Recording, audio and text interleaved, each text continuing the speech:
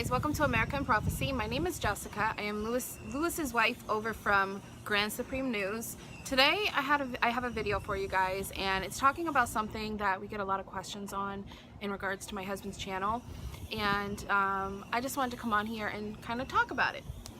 So basically what we're going to be talking about is things in the Bible that go against God, why they're put in the Bible. And a lot of people ask, well, if God's plan is, the 10 Commandments, why is it in the Bible that men had multiple wives, things like that. So that's what this video is going to be about. But before we get into the video, make sure you hit that subscribe button, hit the little bell notification. That way, as soon as I post a video, you guys will know. I do kind of want to keep these kind of videos short. If you guys have any other questions that you want me to follow on, go ahead and leave them down in the comments below, and I'll try my best to kind of talk to you guys about how I feel about certain things. So let's get into the video. So now, like I said, a lot of people have come to my husband's channel or gone to my husband's channel and they've said, well, you believe in God, why does the Bible speak about, for instance, men with many wives, like I said in the intro? It's very important to know this. The Bible is full of stories. It's full of people's lives, things that they've been through. And one of the things that makes the Bible such a great book is that it gives you experiences that you can kind of go by. Like, for instance, somebody might feel like everything is going on in the world and it's just coming down on them, and their life is just getting so miserable. Maybe like somebody passed away, something's happening. And the thing about the Bible is that that story can relate to somebody in the Bible, and that is Job. Job lost everything because God allowed Satan to test him.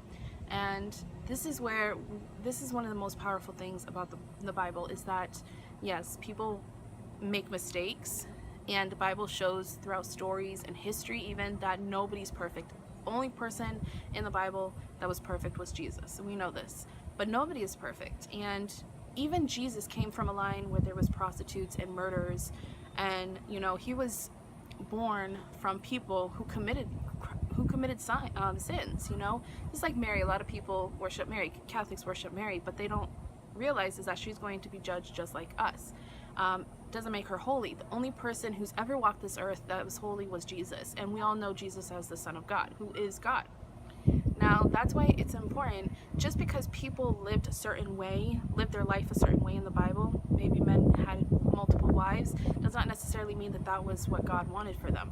For instance, in Genesis, it says that God created man, and from man's rib, he created a woman as a helper for man.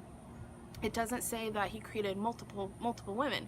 So that's what we have to focus on, and we have to remember is that yes, people in the Bible, there's a lot of people that did a lot of things, and especially the story of Abraham, him and his wife Sarah. God promised Sarah that they would have a child, that she would have a child, and she decided to take things into her own hands, and she told Abraham to sleep with.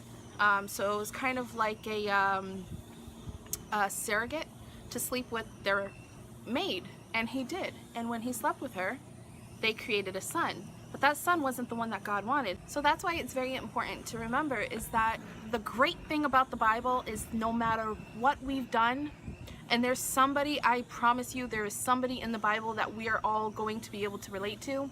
No matter what it is that we've done, it does not mean that that's the end of us. Satan tries so hard to tell us that. He tries to tell us that when we don't follow what God wants us to do, that's it, all hope is lost for us. And that's exactly not true. In the Bible, it speaks that God's love is for anyone, whether you've committed a murder, whether you've lied, no matter what you've done. We're not perfect, and God knows that. God knows that the world is going to deceive us. Satan is going to deceive us, but it's up to us to choose what path are we going to go down. Are we going to go down sudden destruction, or are we going to go down the path that gives us the glory of God and the kingdom of heaven when we die in front of God, being able to walk with him and being able to walk with the angels? And also we have to remember too is that our stories are great for other people. Even though it's not what God wants for us, sometimes our mistakes are able to influence others to not make the same mistake and learn from those mistakes, and it helps us grow even closer to God. So that's it for the video. Hopefully you guys like this. Like I said, if you guys have any more questions about anything, leave them down in the comments below and I'll try to answer them as much as I can. And yeah, so I'll see you in the next video. Bye.